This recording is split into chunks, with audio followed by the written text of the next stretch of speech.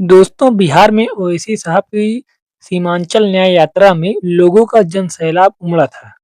ओवैसी साहब ने 24 सितंबर से 27 सितंबर तक जो यात्रा की थी, उसमें लोगों में गजब का उत्साह देखने को मिला।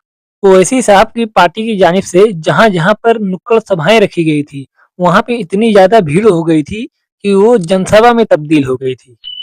पिछली बार 2020 के विधानसभा चुनाव में बिहार में ओवैसी साहब की पार्टी ने 5 विधानसभा सीटों पर धमाकेदार जीत दर्ज की थी। असदुद्दीन ओवैसी साहब ने अपनी सीमांचल न्याय यात्रा में बहुत सी विधानसभा सीटों पर नुक्कड़ सभाएं की। वहां पर भारी जनसैलाब भी उमड़ा, जिनमें से कुछ सीटें ऐसी थी जहां पे पिछली बार मजलिस दूसरे या तीसरे नंबर पर रही थी।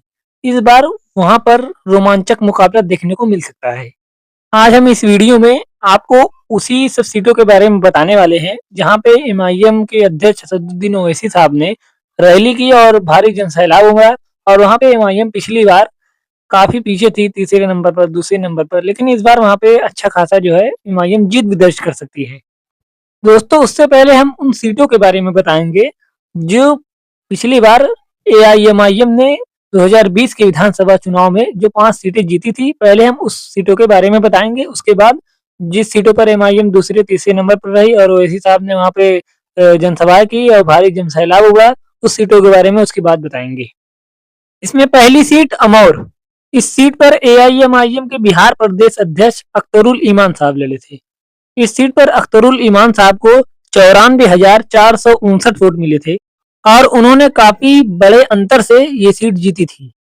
दोस्तों, दूसरी सीट है बैसी।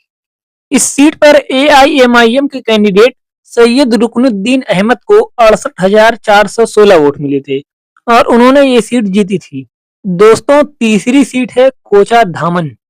दोस्तों, इस सीट पर एआईएमआईएम के कैंडिडेट मोहम्मद इजहार अस्फी को 79,893 वोट मिले थे और उन्होंने ये सीट जीती थी। दोस्तों, चौथी सीट है बहादुरगंज। इस सीट पर एआईएमआईएम के कैंडिडेट मोहम्मद अंजार नईमी को 85,855 वोट मिले थे और उन्होंने ये सीट जीती थी। दोस्तों, पांचवी सीट है जोकीहाट। इस सीट पर एआईएमआईएम के कैंडिडेट शाहनवाज ने 59,596 वोट पाए थे।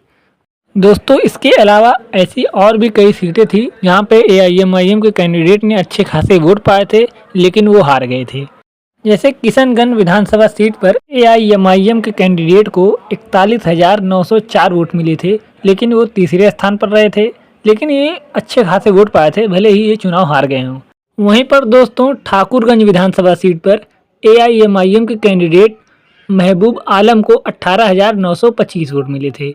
वहीं पर दोस्तों, कुछ सीटें ऐसी थी जहां पे एआईएमआईएम इससे पहले चुनाव भी नहीं लड़ी थी और इस बार लेकिन उस सीटों पर काफ़ी मेहनत कर रही है। और कुछ सीटें ऐसी हैं जहां पे एआईएमआईएम बहुत ही कम वोट पाई थी, लेकिन उन सीटों पर भी एआईएमआईएम काफ़ी मेहनत कर रही है। तो इस बार नतीजे कुछ अलग हो सकते हैं, क्योंकि एआईएमआईएम काफ़ी कॉन्फिडेंट में है और मेहनत कर रही है। दोस्तों, हमारे चैनल को सब्सक्राइब करें, बेल आइकन ज़रूर दबाएं ताकि आने वाली हमारी हर वीडियो आप तक सबसे पहले पहुंच सके।